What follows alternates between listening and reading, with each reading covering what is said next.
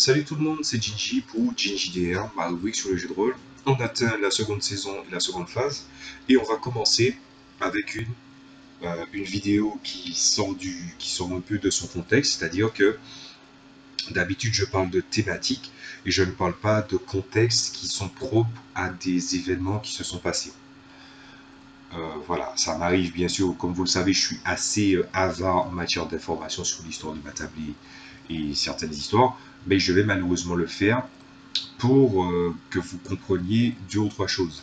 Alors, le contexte ne vient pas du tout de ma tablée à moi. En fait, elle vient d'une tablée d'une série de vidéos sur le JDR qui s'appelle Aventure, notamment concernant un incident euh, de la quatrième saison, donc à bataille pour Castelblanc, l'épisode 51, en rapport avec le personnage du bashing non justifié du joueur Crane, à qui j'ai demandé justement si je pouvais parler de ça. C'est que j'avais très bien le droit d'en parler comme ça, mais je pense que après ce qui s'est pris dans la gueule, ça serait bien qu'il sache que pas que forcément que j'ai fait une vidéo, mais que si au moins j'en ai fait une et qu'il tombait par exemple dessus, mais que j'en ai fait une. Et c'est pas pour le bâcher, au contraire. Je pense que mes habitués de mes vidéos sont souvent des personnes qui sont plus expérimentées que moi, qui ont plus d'expérience que moi dans le JDR. Donc ce n'est pas dérangeant, mais c'est surtout à vous que je m'adresse, c'est-à-dire ceux qui suivent Aventure. Les autres, bon, probablement ils vont rester, puisque très clairement je ne vais pas parler seulement d'un cas sans parler d'un thème. Et ça serait bête que je n'en fasse pas profiter tout le monde. Donc je vous dis à vous, euh, déjà bienvenue. Je suis Ginji, je parle de jeux de rôle sur table. Dans les grandes lignes, je ne parle pas de JD en particulier. Je suis MJ depuis presque 6 ans. Voilà, presque 6 ans, sinon pas 6 ans. Non, je crois que ça va faire 6 ans le 2 mai. Voilà. Et du coup, ce qui va se passer, c'est que je vais discuter des quiproquos dans les jeux de rôle. C'est parti. Donc, les quiproquos dans le jeu de rôle, ça arrive assez souvent, puisque ça arrive en vrai aussi. Le problème, c'est que c'est inévitable. Le truc, c'est que dans le cas présent, si on va parler du cas de Crane après, en fait de la tablée de Crane après, avant, on va parler de comment ça se passe en général, les quiproquos, et surtout comment ça se résout. Ben souvent, s'il faut faire une comparaison, je vais la faire comme ça. Désolé le manque de moyens, j'ai pas de logiciel de montage, vous vous en rendez compte. Imaginez vous avez une croix. À gauche se trouve la réalité, à droite se trouve la fiction, en haut se trouve euh, votre personnage et son interprétation, en dessous se trouve vous et vos pensées. En fait, le problème c'est que c'est à la fois l'avantage et le problème, c'est que à la fois il faut faire attention à regarder tout en même temps, mais en même temps, regarder tout en même temps peut justement causer ce quiproquo. Et à partir de ce moment, ben, il peut y avoir des problèmes. Par exemple, un sentiment d'animosité ou un problème au niveau de l'action, de l'intention de l'action, ou encore, oui, mais je pensais qu'on pouvait faire ça parce que ça avait été dit. C'est-à-dire que ça peut être au niveau personnel, au niveau relationnel, au niveau d'application des règles et au niveau social tout court. C'est-à-dire l'interactivité ou le manque d'interactivité avec l'ensemble du support d'une tablée de JDR, c'est-à-dire les joueurs, les règles et aussi le MJ. Et j'en parle parce que je suis surtout MJ et non pas joueur. Et c'est arrivé très souvent que, par exemple, des joueurs, parce qu'ils se rendent compte qu'au fur et à mesure du temps, on leur dit oui, tu peux pas faire, enfin non, tu peux pas faire ça, ben qu'ils se sentent mal et ils ont, ou même parfois à certains moments, qu'ils ont l'impression il y a une animosité, alors qu'en fait, il n'y en a pas. Et à ce moment-là, en convention, c'est simple. Les quiproquos, on déteste ça. On est en convention, je pense que le premier réflexe d'une personne en convention, pour ne pas briser le premier ressenti si c'est la première partie de quelqu'un à une partie en convention, ça serait de vite couper court à ce quiproquo et à dire on laisse tomber. Et je pense que même les joueurs penseront ça. Donc justement, c'est tranquille. Ensuite, il y a le deuxième cas, c'est-à-dire en intime. Pour ceux qui ne savent pas, je dis souvent que le JDR, c'est quelque chose qui se pratique entre amis. Et pas juste des personnes marginales qui se disent « je viens pour jouer au jeu de rôle pour mon propre plaisir ». C'est-à-dire je viens pour jouer et puis il n'y a pas de complicité, il n'y a rien. Sinon, au pire, prends un livre dont vous êtes le héros, ou, je sais pas, fais vivre l'univers avec un livre de règles, mais je trouve ça misérable quand même. Allez, on va dire ça comme ça. Donc, vous voyez, c'est ridicule. Il faut, il faut savoir que si vraiment vous tenez à la table et que vous tenez à la personne qui est en face de vous, vous n'allez pas vous emmerder pour des broutilles. Le jeu de rôle, c'est un jeu social. Mais, et voilà, je veux dire, on kiffe plus ce JDA qu'on joue entre potes. Et justement, par rapport, ou pour revenir au cas de Crane, ben je pense que c'est ça. Mais il y a quand même une dynamique qui est quand même différente. Est-ce que j'en parle maintenant ou pas? Je vais le faire quand même. En fait, n'oubliez pas, vous qui regardez Aventure, que c'est 5 personnes qui ont décidé de vous faire vivre le jeu de rôle pour vous montrer qu'est-ce que c'est et surtout créer une histoire qui est propre, une histoire que vous kiffez puisque vu le nombre de fanfictions, vos fanfictions là, vous êtes cinglés mais on vous aime quand même, mais bon. Voilà, et au vu de tout ce qui est créé autour d'Aventure, on ne peut pas dire que c'est une mauvaise chose. Mais il y a quand même quelque chose qui va poser problème. Pardon. Et cette chose, c'est quoi? C'est que malheureusement, euh, il y a un gros public derrière.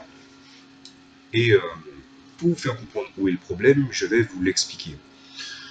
Quand j'explique ça de plus en plus récemment à certaines personnes de mon entourage, le JDR, c'est pas une activité dans laquelle on peut se permettre d'avoir des spectateurs extérieurs.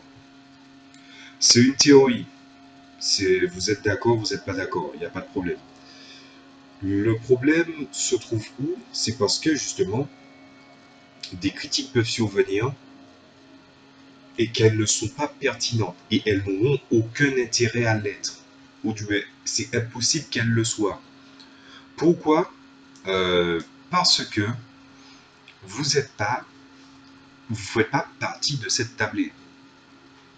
C'est triste, mais c'est comme ça. Moi, j'ai eu le cas il n'y a pas longtemps avec un ami qui s'est permis d'aller chez un autre ami sans me prévenir. On joue à distance par Skype, plus Roll20. Je suis plus du côté du théâtre de l'esprit plutôt que de faire des personnages figuratifs qui se déplacent comme par exemple Aventure.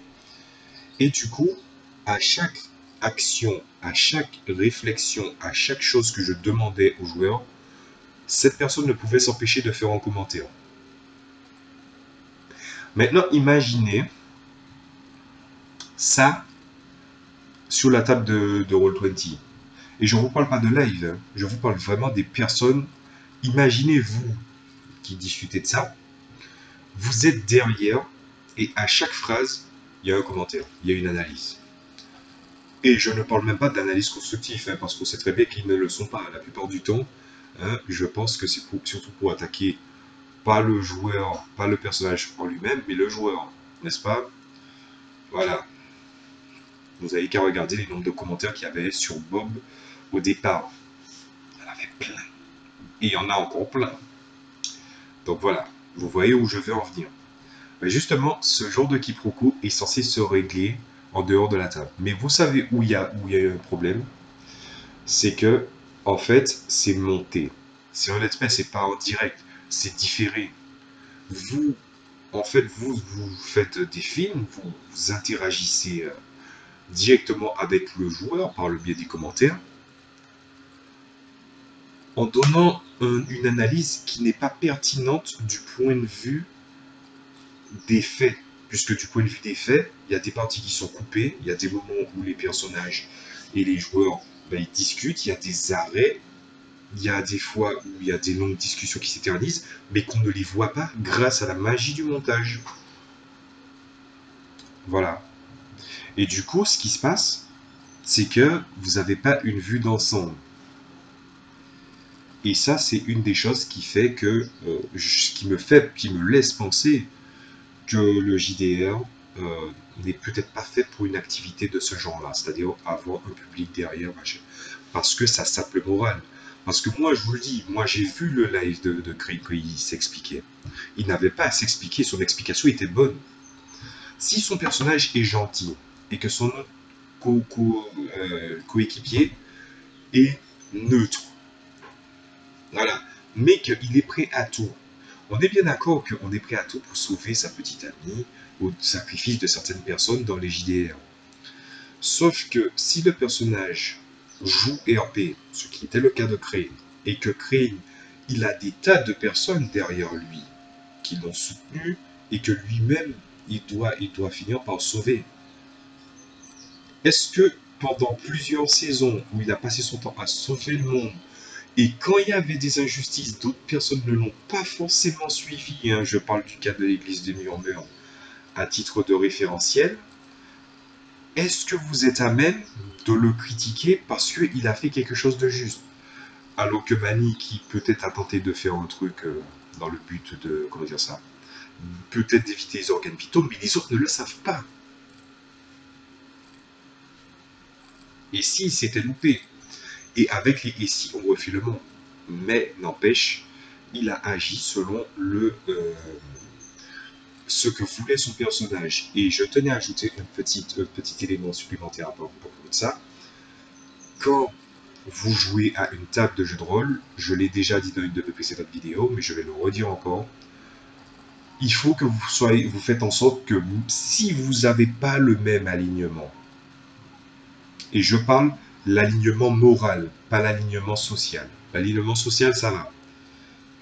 Et l'alignement moral. Si vous n'avez pas le même alignement moral, il faut que vous ayez une bonne raison. Et apparemment, de ce que Crane a expliqué, ça n'a pas été fait. Et dès le départ, quand il y a eu Manny, le personnage de Manny le Double qui est arrivé à la table, il a dit ne me mettez pas dans une situation où je sois en difficulté ou que j'ai à choisir. Pourtant, ça s'est passé et ça n'a pas manqué parce que c'est difficile d'esquiver ça. Ben voilà. Mais c'est vrai qu'il faut quand même que j'explique c'est quoi. En fait, pour tous ceux qui connaissent Donjons et Dragons, vous savez de quoi je vais parler. Mais je vais quand même expliquer c'est quoi l'alignement social et l'alignement moral. En gros, il existe deux lignes et trois colonnes. Il y a deux lignes, l'ordre social et l'ordre moral.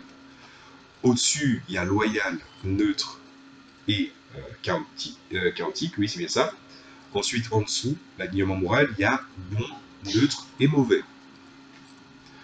Quand vous avez des gens d'alignement social différents, ça ne pose pas problème. Par exemple, s'il y a un chaotique bon, un neutre bon, un loyal bon, le loyal bon va toujours obéir selon le principe des lois. Il comprendra que le neutre décide d'agir de la manière qu'il veut, même si ça veut dire être en dehors de la marge. Et même le chaotique bon, il sera obligé de reconnaître qu'il a bien agi, même si c'est en marge de la société. Donc, si vous voulez vraiment vous mettre au jeu de rôle, gardez ça en tête. Mais pour revenir à ce sujet, ben justement, c'est parti en couille. Et c'est triste. Hein. Mais je ne vous juge pas pour ça. Personnellement, je ne suis pas venu pour vous faire une critique. Je suis plutôt venu, j'ai plus ou moins fait cette vidéo, dans le but à ce que vous compreniez qu'il y a une différence entre ce que ressentent les personnages et ce que ressentent les joueurs. Je ne pense pas qu'il y ait d'animosité entre Crane et Maillard. Pourtant, apparemment, des gens ne l'ont pas compris ainsi. Donc, j'espère qu'avec cette vidéo, vous avez compris que s'il y a un quiproquo il y a, prenez en compte que c'est interne à la table et ne prenez pas la peine de juger ou voire même de vous donner votre avis sans que vous ayez soit un avis d'ensemble ou ce que vous compreniez. Et et malheureusement, je vais dire ça, et peut-être des gens ne seront pas d'accord avec moi parce qu'ils ont l'impression que je donne un avis qui est assez liberticide, ça serait ça? Ouais, c'est ça. Liberticide. Mais en fait, il faut comprendre que tous ceux qui ont compris que c'est pas un drama ou quoi que ce soit, ce sont ceux qui jouent au JDR. Mais qui jouent vraiment, qui ont quelqu'un à la table. Ils sont ensemble, ils jouent. Les autres qui sont complètement extérieurs et qui font que rester des spectateurs parce que peut-être qu'ils ont juste envie d'être ça. Après, je comprends aussi qu'il y en a, ils veulent faire, avec Aventure, ils ont voulu créer des tablés, mais que ça s'est vite cassé la gueule.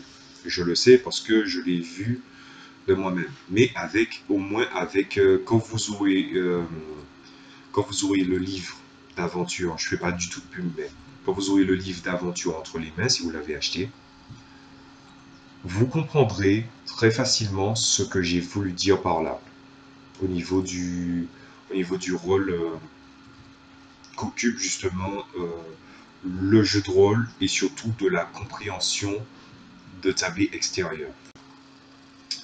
Voilà, ben, je pense que j'ai à peu près tout dit, mais je vais quand même essayer de résumer. Le jeu de rôle, c'est une activité sociale. Et bien entendu, qui dit activité sociale veut dire quiproquo. Et les quiproquos peuvent avoir des natures différentes par rapport à ce que je vous ai expliqué. Si vous avez envie vraiment de soutenir les gens qui créent Aventure, qui ont créé Aventure, ben sachez que vous en faites partie. Vous en faites partie et je pense que les créateurs du jeu et le Bazar du Grenier et tous ceux qui ont participé, euh, même en live, même un peu, peuvent vous le dire. Vous faites partie de ceux qui ont créé Aventure. Mais un truc aussi magnifique, si il est souvent mis au contact du plus grand nombre, ben il y a du bullshit qui parle. C'est obligé. Ben, à ce moment-là, dites-vous quelle serait la meilleure posture à apporter pour le confort des personnes qui animent la partie, qui animent le jeu, qui animent justement ce que vous appelez, ce mot-là est trop abusivement utilisé, mais je vais le dire quand même, votre passion. Voilà. Crane n'a pas mal agi dans son roleplay, c'est vous qui ne l'avez pas compris. Et d'ailleurs, je crois que j'ai vu un commentaire de ce genre, c'est-à-dire, je ne suis pas d'accord avec la façon dont... Non mais c'est drôle, je ne suis pas d'accord avec la façon dont Crane fait son roleplay. Non mais à un moment, faut arrêter, faut arrêter. Je veux dire, bien sûr qu'on ne peut pas être d'accord avec la façon d'interpréter un rôle de quelqu'un. Est-ce que vous aimez toutes les personnes qui existent dans l'univers? Est-ce que vous aimez tout le monde? Non. Est-ce que vous aimez la façon d'être de tout le monde? Non. C'est humain. C'est humain. Donc, ouais, effectivement, t'es pas d'accord avec sa manière d'interpréter le rôle.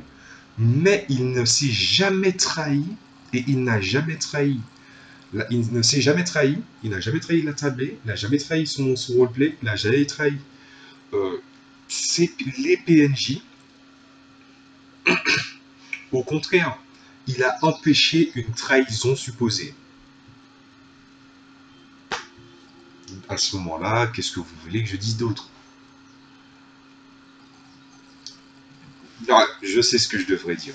D'habitude, je fais toujours en conclusion une conclusion hyper, quand même hyper alambiquée, pas alambiquée, mais hyper positive, parce que mon but, c'est quand même que les gens jouent des jeux de rôle et qu'ils jouent dans les meilleures conditions possibles.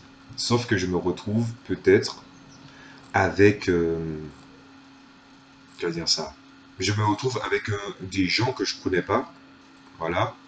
Vous me direz ce que vous en pensez en commentaire de toutes les façons. Je vous laisse à vos réflexions. Si vous avez des questions, ben, il n'y a pas de problème. Mais je vais conclure avec ça. Les gens, le jeu de rôle, c'est cool. On rentre dans un univers, on raconte une histoire. Il faut avouer que le jeu de rôle, c'est quelque chose qu'on me le raconte. On peut le raconter de façon grandiose ou de façon pourrie.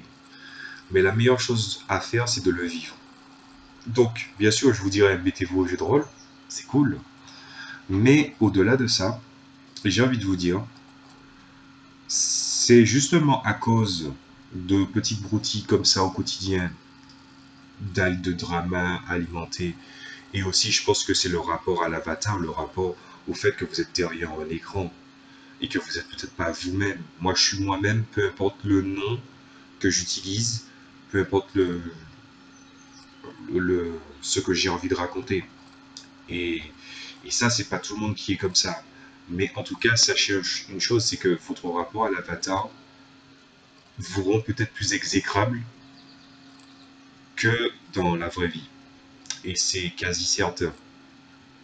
Donc la chose que j'aurais à vous dire, et ça concerne aussi ceux qui veulent s'intéresser au jeu de rôle et avoir une table durable, faut que vous appreniez à essayer de comprendre autrui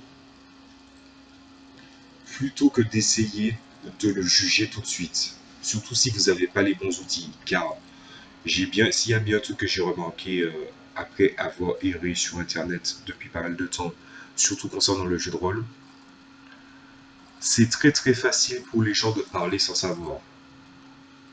C'en est une autre d'admettre que notre avis n'est pas le bon.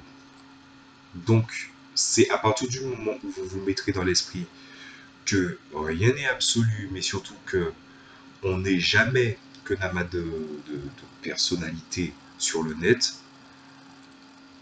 qu'on doit essayer de faire ressentir ce qu'on a de meilleur de nous-mêmes, le présenter aux autres, et ainsi comme ça, je pense que non seulement, bon, c'est clair que pour la table d'aventure, ça leur fera le plus grand plaisir, mais aussi pour vous-même, ça vous permettra de trouver plus facilement une tablette pour jouer au jeu de rôle. Parce que je sais très bien qu'il y en a qui, avec aventure, ont voulu essayer un jeu de rôle, dont jouer Dragon comme ça, et leurs tablets ont rarement duré plus de 2 parties.